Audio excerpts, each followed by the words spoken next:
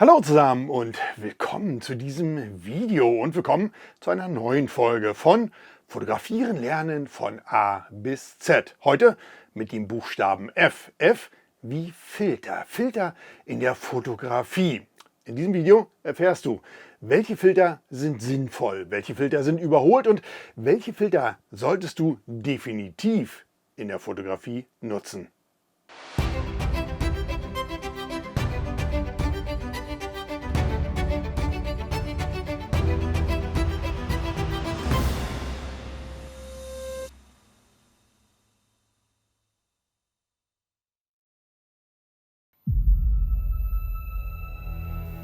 Dieses Video wird präsentiert von Filterfotograf. Hochwertige optische Filter, entwickelt für maximale Bildqualität und dennoch zu erschwinglichen Preisen. Nutze jetzt den Weihnachtsstil 2025 und spare 15% mit deinem Code DEAL2025 bei deinem Einkauf bis zum 21.12.2025. Heute also Buchstabe F wie Filter, aber nicht Kaffeefilter oder sonstiges, sondern es geht natürlich um optische Filter in der Fotografie. Aber welche Filter braucht man dann jetzt heute? Welche sind immer noch am meisten genutzt? Welche Filter, ja, über welche könnte man sprechen und welche braucht man überhaupt gar nicht? All das erfährst du in diesem Video. Und da fangen wir auch schon an mit dem Filter, der heute immer noch am häufigsten verkauft wird im Einzelhandel. Und wenn du denkst, du weißt, welcher Filter es ist, dann drück jetzt mal auf Pause beim Video und schreib es mir unten in die Videokommentare. Was denkst du, ist der meistverkaufte Filter heute noch in der Fotografie? Tja, welcher ist es denn? Ich kann es euch sagen, es ist der UV-Filter. Ja, UV-Filter. Auch ich nutze natürlich an meinen gerade teuren L-Objektiven immer einen entsprechenden UV-Filter. Hier bei mir zu erkennen auf der Filterfotograf-Serie, entsprechend gekennzeichnet mit einem roten Ring. Warum ist bei mir so ein roter Ring? Einerseits hat der Filter natürlich ein Slim-Design. Das heißt, er würde, wenn er ganz schwarz ist, gar nicht richtig auffallen am Objektiv. Das heißt, du wirfst einen Blick auf dein Objektiv und denkst, ja, Filter, weiß ich gar nicht, ob er drauf ist. Oft schon erlebt bei Fotoworkshops. Deshalb bei mir beim Slim-Filter nochmal eine entsprechende rote Markierung. Aber welche Funktion hat jetzt dieser UV-Filter? Er soll natürlich unerwünschtes UV-Licht fernhalten aus deinem Objektiv und natürlich auch von deinem Sensor. Aber ist es heute noch notwendig? Im Grunde nicht. So ehrlich muss man auch sein, denn früher in der analogen Fotografie war es so, dass diese UV-Filter UV-Strahlen geblockt haben und damit auf dem Kleinbildfilm keine unerwünschten Farbverschiebungen zum Beispiel zu sehen waren. Heute ist es ein bisschen anders. Die Objektive, die es heute gibt, moderne Objektive, hochwertige Objektive, sind natürlich gegen UV-Licht schon selber beschichtet. Und auch die Sensoren haben in der Regel bei guten Kameras bereits über dem eigentlichen Sensor nochmal ein hauchdünnes Glasplättchen und auch das ist gegen einfallendes UV-Licht natürlich beschichtet. Das heißt, die eigentliche Wirkung braucht man nicht mehr wirklich. Es kann nicht schaden, wenn du sie zusätzlich hast, aber was schaden kann, ist, wenn du einen zu günstigen UV-Filter kaufst. Denn zu günstige Filter, heute gibt es UV-Filter ja schon von allen möglichen Basic-Anbietern, ja, mehr möchte ich dazu nicht sagen, für um die 10 Euro. Aber da sollte man sich die Frage stellen, möchte ich tatsächlich auf ein Objektiv, was wirklich mit hochvergüteten Linsen bestückt ist, das oft viele tausende Euro kostet, möchte ich mir da eine Glasscherbe vorschrauben? Ja, die Frage musst du dir stellen. Du kaufst dir ein neues Auto, kaufst du dir Holzräder, weil die gerade halt super billig waren? Nein, natürlich nicht. Und so ist es hier auch. Glas, gerade im optischen Bereich, sollte natürlich entsprechend auch hochwertig vergütet sein, damit du im Endeffekt nicht sogar aus dem eigentlichen Vorteil, und zwar dem Entfernen von unerwünschtem UV-Licht und natürlich vor allem dem Schutz deiner Frontlinse, einen Nachteil machst. Denn ganz günstige Filter haben oft die Eigenschaft, dass sie Flares erzeugen, die sie gar nicht erzeugen sollten, oder vielleicht sogar Farbverschiebungen. Das heißt, da bist du nicht unbedingt so gut aufgehoben. Das heißt, um deine Kamera, dein Objektiv natürlich zu schützen, gerade auch das Objektiv, die Frontlinse, ist ein UV-Filter heute immer noch die erste Wahl. Es gibt ihn relativ günstig. Wenn du im guten Preissegment, wie zum Beispiel bei Filterfotograf, dir einen entsprechenden UV-Filter zulegst, hast du den Schutz der Frontlinse, einen UV-Schutz, du hast keine ungewollten Farbverschiebungen, keine Flares oder sonstiges, die du eben nicht haben möchtest. Und du hast zusätzlich eine Markierung, dass du auf einen Blick weißt, hey, UV-Filter ist ja noch drauf, brauche ich den jetzt, brauche ich ihn nicht, nehme ich ihn runter, bleibt er drauf. Und genau aus dem Grund eben heute eher mit dem Schutzgedanken der Linse vor Beschädigungen, ist der Filter heute immer noch der meistverkaufte Filter im Einzelhandel. Und er macht auch Sinn, denn spätestens wer schon mal einen UV-Filter geschrottet hat, der weiß, wow, das hätte auch meine teure Linse sein können. Und sagt sich, okay, die Anschaffung, die hat sich definitiv gelohnt. Das heißt heute UV-Filter, ja, der UV-Schutz an sich eher in zweiter Position. Erste Position ist natürlich der Schutz deiner Linse. Und es sollte nicht der allerbilligste UV-Filter sein. Und da kommen wir schon zum nächsten Filter und wie ich finde, einem der wichtigsten Filter in der Fotografie. Denn du kannst diesen Filter auch heute in der digitalen Fotografie nicht reproduzieren. Auch nicht mit KI, mit AI. Es geht nicht. Diesen Filter kannst du nicht reproduzieren. Hast du ihn nicht verwendet in der Fotografie, dann hast du nicht dieses Bildergebnis. Na, worum geht's? Wollt ihr raten? Dann macht kurz auf Pause und schreibt unten in die Videokommentare, welchen Filter kannst du auch heute, auch mit KI, nicht reproduzieren in Photoshop oder Lightroom. Ja, auch das werde ich euch natürlich verraten. Es ist der CPL-Filter, der Polfilter. Den gibt es natürlich klassischerweise als Schraubfilter oder wenn du zum Beispiel hier ein Rechteckfiltersystem, wie das von Filterfotografen der LC Pro 100 nutzt, dann steckt er magnetisch, im besten Fall natürlich, schon hier vorne drin. Und du kannst ihn problemlos über ein großes Einstellrad an der Seite einstellen. Wenn du den richtigen Filterhalter gewählt hast, hast du sogar noch den Vorteil, dass du den CPL-Filter auch ohne den Rechteckfilter nutzen kannst. Hier ganz einfach an deinem Objektiv. Das heißt, beides voneinander entkoppelt und du kannst mit beidem die gleiche Funktion nutzen. Aber was ist denn die Funktion eines Polfilters? Und warum sage ich in meinen Videos dann immer CPL-Filter? Eine Frage, die ich gerade in letzter Zeit sehr oft gestellt bekommen habe. Warum sagst du immer CPL-Filter? Das ist doch ein Polfilter. Ja, grundlegend ist die Bezeichnung Polfilter natürlich richtig. Sie ist geläufig, aber technisch gesehen ist die Bezeichnung CPL-Filter heute aktuell die richtige Bezeichnung. Beides hat den gleichen Effekt. Ein Polfilter, der soll unerwünschte Reflexionen von Oberflächen entfernen. Er verstärkt natürlich auch Farben und dadurch eben auch den Kontrast im Foto. Aber wo ist der Unterschied? Polfilter, CPL-Filter. Polfilter beschreibt im Grunde rein technisch einen linearen Polfilter. Den hat man früher genutzt in der analogen Fotografie. Heute nutzt du einen zirkularen Polarisationsfilter. Vorteil: Bei linearen Polfiltern können moderne Kameras oft Probleme mit dem Autofokus haben. Und auch dadurch, dass ja bestimmte Lichtwellen gesperrt werden, kann es sein, dass bei einem linearen Polfilter dein Weißabgleich nicht stimmt bei der Kamera. Deswegen die Weiterentwicklung zirkularer Polarisationsfilter, CPL-Filter. Damit kann nämlich auch deine moderne Kamera perfekt umgehen und du erreichst das Ergebnis und nichts Nachteiliges, ne? So ähnlich wie beim UV-Filter. Deshalb in meinen Videos CPL. Grundlegend ist natürlich der Polfilter gemeint, rein technisch ist allerdings der Begriff CPL, zirkularer Polarisationsfilter, einfach richtiger. Deshalb CPL in meinen Videos. CPL-Filter kannst du also nicht nachträglich nachbauen. Denn du kannst nicht nachträglich unter eine Wasseroberfläche schauen, wenn diese verspiegelt ist. Denn die KI weiß nicht, was da drunter war. Auch die modernste KI weiß nicht, was in dem Moment zum Beispiel unter dieser Wasseroberfläche war. Deswegen auch, um Kontraste natürlich satter erscheinen zu lassen. Ich zeige es euch immer gerne in meinen Videos, ein Vorher-Nachher-Bild, ja, ohne CPL, mit CPL. Und da sieht man eben sehr, sehr deutlich, wo liegt der Vorteil. Und den kannst du wirklich nur nutzen, wenn du einen CPL-Filter nutzt. Deshalb, aus meiner Sicht, CPL-Filter ist einer der wichtigsten Filter in der Fotografie. Und CPL-Filter kannst du auch beim Porträt nutzen. Denn spiegelnde, reflektierende Hautoberflächen kannst du damit auch minimieren und sogar eliminieren. Ja, im Sommer, es ist sehr warm, kann man das Ganze sehr gut nutzen. Das heißt, das ist einer der wohl fundamentalsten Filter in der Fotografie, der CPL-Filter. Und da kommen wir auch schon zum nächsten Filter. Und der wird ja oft gerne diskutiert. Ja, braucht man den? Wenn meine Kamera das nicht kann, dann brauche ich den auch nicht. Dann brauche ich den nicht in der Fotografie. Es geht um den ND-Filter, den Neutraldichte-Filter, einen dunklen Filter. Was macht der ND-Filter? Ja, der dunkelt im Grunde nur das ins Objektiv einfallende Licht etwas ab, in unterschiedlichen Stufen. Die ND-Filter gibt es angefangen bei ND2, 4, 8, 16, 32, 64, 1512 gibt es auch noch und so weiter und so fort.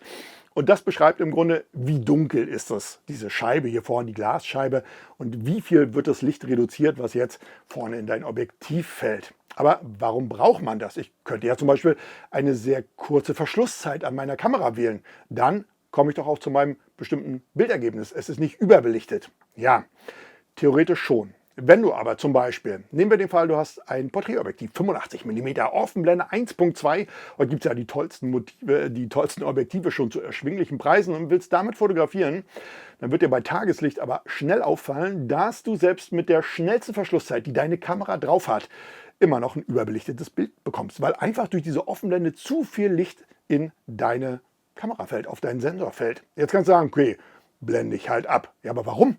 Warum willst du abblenden? Nutz doch das Objektiv, das hast du ja bezahlt, die Offenblende 1.2.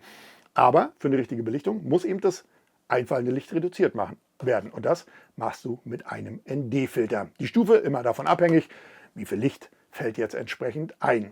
Für all diejenigen, die sagen, ich will mir jetzt nicht so viele Filter zulegen, gibt es eine Vario-Lösung, und zwar einen Vario CPL. Hier zum Beispiel Vario ND.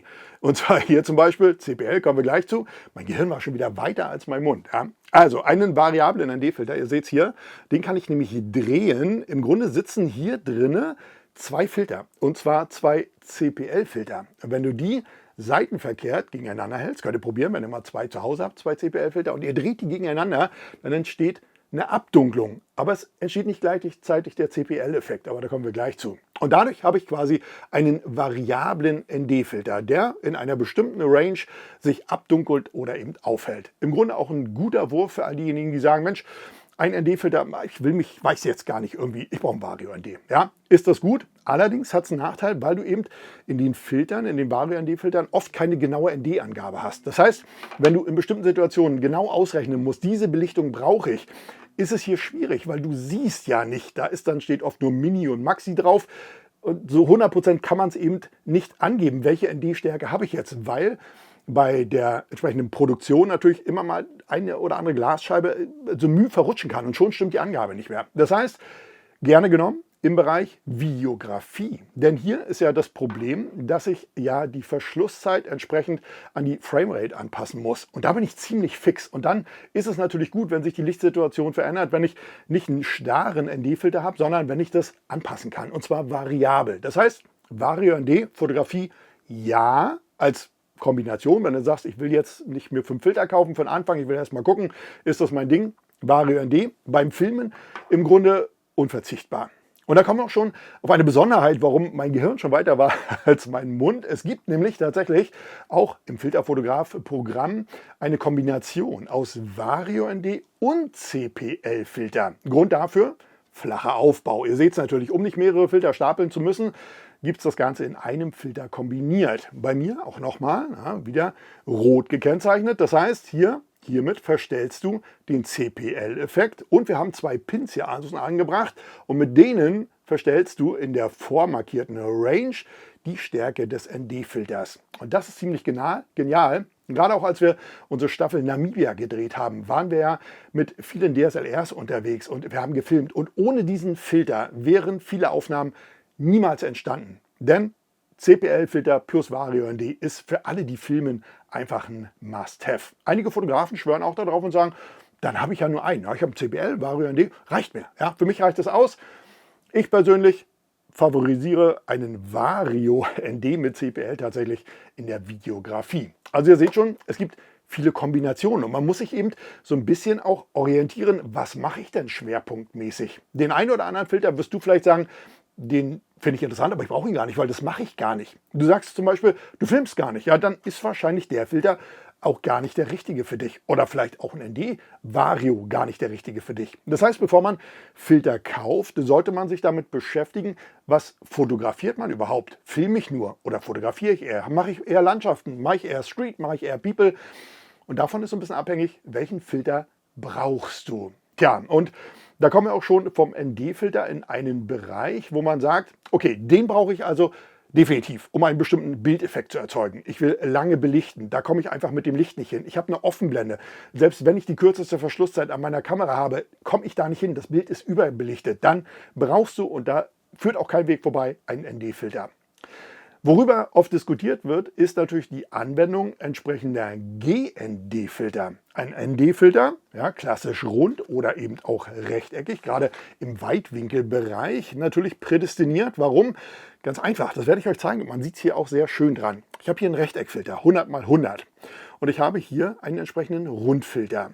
Moderne Objektive, gerade auch Weitwinkelobjektive, sind natürlich heute aus Kostengründen so gebaut, dass im Grunde gar kein Platz für einen weiteren Aufbau ist, einen entsprechenden ND-Filter, vielleicht auch ein UV und ein Dreh oder ein CPL und ein ND-Filter. Denn alles, was du vorne aufbaust im Weitwinkelbereich, kann schon für eine Vignette sorgen.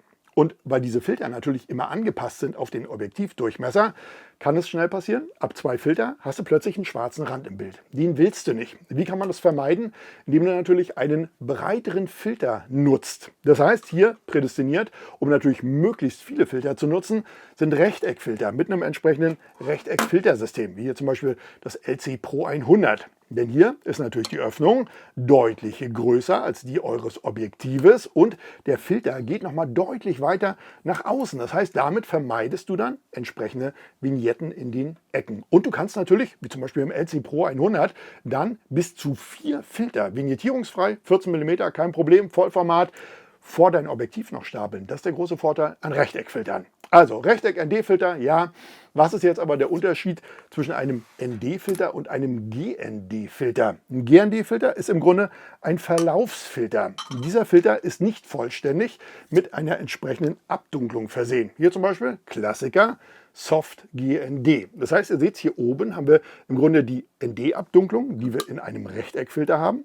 Aber sie läuft nach unten aus. In dem Fall ein softer Übergang zum transparenten Bereich. Aber wofür brauche ich den Filter jetzt? Und da wird natürlich oft drüber diskutiert. Besonders von Fotografen, die nicht so oft in der Landschaftsfotografie unterwegs sind. Die dann sagen, das ist überhaupt gar kein Problem. Ja, so ein GND-Filter, den brauche ich nicht. Ein Verlaufsfilter brauche ich nicht, weil meine Kamera, die kann das nämlich ganz alleine. Tja, ihr Lieben, aber wer wirklich schon mal Sonnenaufgänge, Sonnenuntergänge bei krasser Gegenlichtsituation fotografiert hat, dem wird schnell auffallen, dass seine noch so moderne Kamera, und auch ich fotografiere ja mit Top-Modellen, das eben nicht kann. Das Problem dabei ist eben der Kontrastunterschied im Bild, der Helligkeitsunterschied. Und auch moderne Sensoren können so viele Blendenstufen einfach nicht abdecken, wie das Bild quasi hat. Du müsstest eine viel größere Range an Blendenstufen haben, die dein Sensor aufnehmen kann. Gibt es heute noch nicht. Prädestiniert das menschliche Auge. Aber das menschliche Auge kann eben auch ein Vielfaches der Blendenstufen darstellen als deine Kamera. Was hat das für Folgen? In der Praxis hat das die Folge, dass wenn du zum Beispiel im Gegenlicht einen Sonnenauf- oder Sonnenuntergang fotografierst und du belichtest auf deinen Vordergrund, dann wird der Himmel ausgebrannt sein. Das heißt, der Himmel ist ausgebrannt. So, was könntest du noch machen? Du belichtest den Himmel. Ja, dann wirst du merken, vorne alles schwarz, alles dunkel. Und auch wenn du den Himmel richtig belichtest beim Sonnenaufgang, werden diese dunklen Bereiche im Vordergrund, die kann man in Lightroom so ein bisschen, wenn man die Tiefen rauszieht, kannst du das ein bisschen rausziehen. Was entsteht dort aber? Es entsteht Bildrauschen und es entstehen auch Farb- und Pixelfehler, weil dort eben fast keine Informationen mehr da sind. Das heißt, das bietet sich natürlich nicht an, um ein hochqualitatives Landschaftsbild zu erstellen, sondern ich muss eben versuchen, entsprechend den vorderen Bereich, den dunklen Bereich und den sehr hellen Bereich im Himmel, das muss ich irgendwie angleichen. Ja, wie mache ich das? Ganz einfach, indem ich einfach das, was viel zu hell ist im Bild, das muss ich abdunkeln. Ja, und anstatt mit einem festen ND-Filter über die ganze Fläche, mache ich das dann entsprechend mit einem Verlaufsfilter. Denn damit kann ich präzise nur den Bereich im Himmel, der zu hell ist, der dafür sorgt, dass ich eine Überbelichtung oder dann bei richtiger Belichtung eine Unterbelichtung im unteren Bereich habe, dass das auf einer entsprechenden Belichtungswelle liegt und ich das Ganze mit einem Foto dann gut einfangen kann. Jetzt gibt es natürlich beim einen oder anderen die Meinung, ja, GND-Filter braucht kein Mensch, da mache ich doch eine HDR-Reihe. Tja, auch eine HDR ist nett, wirkt allerdings oft künstlich. HDR, ja, die Kamera gibt ja heute moderne Kameras, die haben das vorgegeben, die machen dann unterschiedliche Belichtungsreihen. Die belichten dann einmal den Vordergrund, richtig, dann machen sie so eine mittelbetonte Messung, da belichten sie und dann belichten sie zum Beispiel nochmal den Himmel oder du kannst auch mehrere Reihen davon entsprechend fotografieren. Das Ganze wird teilweise kameraintern schon zusammengesetzt und das Bildergebnis ist tatsächlich auch gar nicht so schlecht, so würde ich es bezeichnen. Allerdings, was zu beachten ist, wenn du eine bestimmte Bildwirkung haben willst, wenn du Wellen bestimmt einfrieren, zeichnen möchtest, wenn du einen Vogel im Flug einfangen möchtest und du machst eine HDR-Reihe, ja, da hast du ein Problem. Denn das können tatsächlich die HDRs nicht. Das ist dann sehr, sehr aufwendig, das entsprechend zusammenzusetzen. Und meine Meinung zu einem HDR ist, ein richtiges Foto ist es aus meiner Sicht eigentlich nicht mehr, weil es eben keine Momentaufnahme ist, sondern es ist ja eher eine Collage aus vielen unterschiedlichen Momenten. Für mich ist ein Foto eine Momentaufnahme. Und da ist es egal, ob der Moment 10 Sekunden dauert, 30 Sekunden. Es ist eine Aufnahme in einem Foto. Alles andere ist für mich persönlich eine Collage mehrerer Momente, mehrerer Aufnahmen, um zu einem Bildergebnis zu kommen. In vielen Situationen, ja, kann man das machen. Aus meiner Sicht das beste Bildergebnis für eine Momentaufnahme. Ein tatsächliches Foto bekommst du nur mit einem entsprechenden Verlaufsfilter. Jetzt ist die Auswahl an Verlaufsfiltern natürlich groß. Standardmäßig gibt es im Grunde 3 Filter. Das ist der Soft GND, den habe ich euch hier schon gezeigt. Der hat einen soften Übergang. Soft, ganz einfach, überall da, wo der Horizont nicht genau gerade ist. Du bist zum Beispiel am Wasser, dann hast du einen genau geraden Horizont. Soft GND, ja, kann man nehmen. Besser allerdings ein Hard GND, der einen harten Übergang hat. Aber als Starter immer ein Soft GND, weil mit dem kannst du so gut wie jede Situation, Sonnenaufgang, Sonnenuntergang gut fotografieren. Dann gibt es weitere Filter. Ich suche euch mal einen raus. Und zwar hier im Gegensatz zum Soft GND. Da haben wir noch einen. Haben wir noch einen. Ihr seht schon, meine Filtertasche ist immer gut gefüllt. Haben wir, genau, wir können es mal gleich als Vergleich nochmal nehmen. Das ist ein Hard GND, das ist, was ich gerade sagte. Du hast einen genau gekennzeichneten Horizont, der ist genau zum Beispiel über der Horizontlinie, dann Hard GND, weil dann dunkelst du nicht aus Versehen etwas ab, was du nicht haben möchtest. Im Gegensatz dazu Soft GND, ja, softer Übergang, keine harte Grenze. Und dann gibt es natürlich noch den genau umgekehrten Fall, und zwar einen Reverse GND. Ich gucke mal, ob meine Filtertasche einen hergibt. Ansonsten erkläre ich es natürlich auch so. Hier haben wir einen natürlich Reverse GND. Ja, auch hier nochmal Hard GND, harte Kante, bis oben hin gleichmäßig beschichtet. Seht ihr hier? Reverse GND, der ist zum Beispiel schon ein spezieller Filter. Und zwar haben wir auch hier eine harte Kante. Das heißt, er prädestiniert natürlich dafür für Sonnenauf- und Untergänge am Meer. Denn da haben wir die härteste bzw. das hellste Licht über dem Horizont. Sonnenaufgang, Sonnenuntergang. Und nach oben ist es oft so, dass der Himmel dann schon wieder ein bisschen dunkler wird, weil die Sonne eben kurz vorm Auf- oder Untergehen ist. Und genau aus dem Grund habe ich einen Reverse. Er dunkelt mit dem Bereich, der am hellsten ist, über dem Horizont ab. Und nach oben hin möchte ich diese Abdunklung nicht mehr, damit ich Wolkenkennzeichnung besser sehen kann. Dafür dann einen Reverse-Filter. So, und auch diese Filter gibt es natürlich in unterschiedlichsten Abdunklungen. Gängig ist 0,9, also ein ND8, oder 1,2, also ein ND16. Meine Empfehlung für den Anfang, und deswegen gibt es da auch das Filterfotograf-Set mit entsprechend dieser Konstellation an Filtern, ist tatsächlich ein 1,2, also ein ND16. Warum? Aus dem ganz einfachen Grunde, da ich, wenn ich mit einem 0,9er anfange, ich in einigen Situationen das Problem haben werde, dass trotzdem das Gegenlicht zu hell ist. Das heißt, die Abdunklung vom ND8 reicht nicht aus, um entsprechend den Himmel so weit abzudunkeln, dass ich genug Details aus dem Vordergrund habe und trotzdem keine Überbelichtung im Himmel habe. Machen sich gerade ein bisschen selbstständig hier meine Filter. Das heißt, lieber ein 1,2er, lieber etwas abgedunkelt, denn ein kleines bisschen zu dunkel auf dem Bild, das ist nicht schlimm. Es sind alle Details drin. Hast aber einen Bereich ausgebrannt, dann ist er ausgebrannt und er bleibt auch ausgebrannt. Deshalb mein persönlicher Tipp für den Anfang, lieber ein ND 1,2. Der eine oder andere Fotograf sagt, nee, ich nehme lieber 0,9er und nimm dann zusätzlich vielleicht einen zweiten 0,9er oder dann bei Bedarf einen 1,2er noch dazu. Und wenn es ganz krass wird im Gegenlicht, auch das gibt es in Kürze bei Filterfotograf im Programm, wird es noch einen 1,5er geben. Das heißt, hier gibt es dann nochmal eine krasse Abdunklung für richtig krasse Gegenlichtsituationen. Ja, ihr Lieben, ihr seht schon, eine große Menge an Filtern, die am Markt sind. Es gibt auch noch Sonderfilter, Spezialfilter, da kommen wir gleich zu. Aber das ist im Grunde der Kern an Filtern, denen man ins Auge greifen sollte. UV-Filter für den Schutz der Linse. UV-Schutz, ja, kann man sich drüber streiten. Der CPL, zirkulare Polarisationsfilter, den du auf jeden Fall brauchst, wenn du entsprechend mehr Kontrast, mehr Farbe und natürlich Spiegelung weghaben willst aus deinem Bild. Denn auch KI kann das nicht wegzaubern. Danach der ND-Filter. Um bestimmte Offenblende-Situationen fotografieren zu können, bei Licht, musst du das Licht abdunkeln, was auf deinen Sensor fällt. Du möchtest lange belichten, auch das geht nur mit dem ND-Filter. Das heißt, auch der ist früher oder später, wenn du solche Fotos machen willst, nicht wegzudenken aus der Fotografie. Vario-ND-Filter, ja, im Bereich Filmen, sehr, sehr wichtig, weil du stufenlos anpassen kannst. Da kommt dir diese stufenlose Einstellung natürlich zugute. Das Licht, mal ist eine Wolke vor, dann ist wieder ein bisschen mehr Sonne, du drehst vorne und schon hast du wieder eine perfekte Belichtung. Wie gesagt, Namibia war das unser Immer-Drauf-Filter.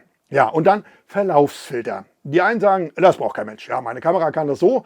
Ich habe solche Fotos gesehen und kann dir sagen, nein, deine Kamera kann das nicht so. Und es gibt natürlich auch diejenigen, die sagen, da mache ich ein HDR. HDR, klar, in einigen Situationen machbar. Die bessere Lösung, immer ein Verlaufsfilter in der Landschaftsfotografie. Ganz klar, weil du das bessere Ausgangsbild bekommst. Ja, was ist denn so mit Sonderfiltern? Der Markt ist ja damit noch nicht am Ende. Es gibt auch unterschiedlichste Filter. Es gibt Sternenfilter, Astroklarfilter und was es alles für Effektfilter heute gibt. Das ist tatsächlich Geschmackssache. Und das sollte jeder vielleicht mal für sich testen. Vielleicht irgendwo im Laden oder bei einem Freund, der so einen Filter hat. Denn nicht jeden Effektfilter, den es gibt, den würde auch ich empfehlen. Denn viele Effekte sind halt so, dass sie dann auf dem finalen Foto drauf sind. Und du kriegst sie nicht wieder runter. Und gerade einige Effekte, die es mit solchen Filtern zu machen gibt, Sterne oder was auch immer, sehen gut aus auf dem Foto, ja, ist keine Frage.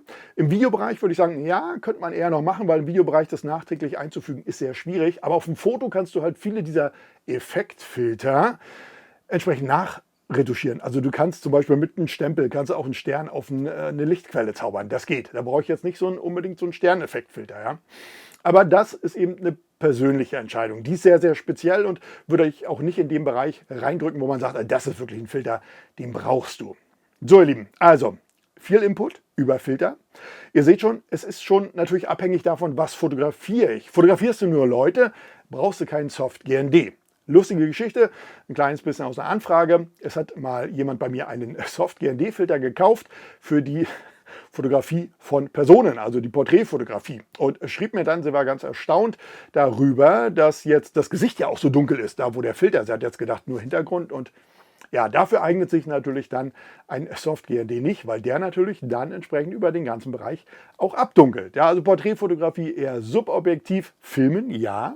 Das kannst du machen, wenn du Landschaften filmst, brauchst du Soft GND. Auch da ja sehr, sehr schwierig beim Film nachträglich das noch rauszuretuschieren. Das heißt, welchen Filter du brauchst, hängt natürlich so ein bisschen davon ab, was fotografierst du. Und auch das ist ja etwas, was ich schon bei Objektivvorschlägen immer gesagt habe.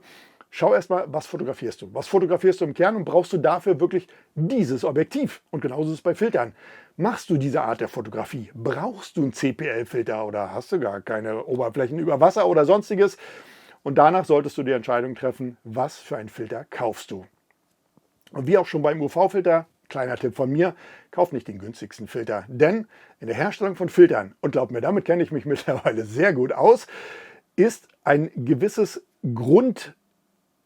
eine Grundqualität, die ist Voraussetzung und die kostet Geld. Und wer da diesen Preis letztlich am Verbraucher unterschreitet, der hat dann irgendetwas gespart. Das ist Fakt. Oft ist es dann an der Glasqualität oder eben auch an der Beschichtung. Das heißt, ein gutes Mittelmaß ist da empfehlenswert, wie zum Beispiel beim Filterfotograf-Sortiment. Tja, ihr Lieben, schreibt mir gerne mal unten in die Videokommentare, welche Filter nutzt ihr? Welche sind so die Standard-Immer-Drauf-Filter? Seid ihr auch eher Team HDR? Ja, Verlaufsfilter brauche ich überhaupt gar nicht. Oder habt ihr jetzt auch schon mal mit Filtern fotografiert, Verlaufsfilter und sagt, ja, vorher habe ich gedacht, das brauche ich nicht, aber jetzt bin ich überzeugt davon. Also, welche Filter nutzt ihr? Welches sind eure Top-Filter, die ihr habt? Habt ihr auch überall einen UV-Filter drauf? All das, ihr Lieben, gerne unten in die Videokommentare. Und wenn euch das kleine Video heute mal zum Buchstaben F wie Filter, nicht für die Kaffeemaschine, aber dafür für eure Objektive und Kameras gefallen hat, dann lasst mir dafür gerne einen Daumen hoch da. Und wenn wir uns künftig in einem meiner neuen Videos wiedersehen wollen und ihr habt es noch nicht getan, dann abonniert an dieser Stelle gerne und natürlich völlig kostenlos meinen Kanal. Ihr Lieben, ich danke euch fürs Zuschauen. In diesem Sinne, bis dahin.